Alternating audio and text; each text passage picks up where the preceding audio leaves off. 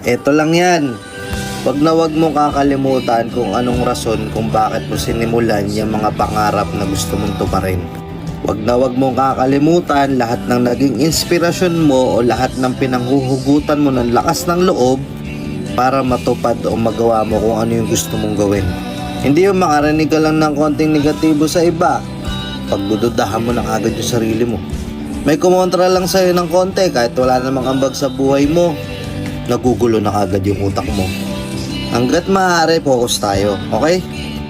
May mga struggle na dadaan, meron tayong mga sacrifices na kailangan nating gawin.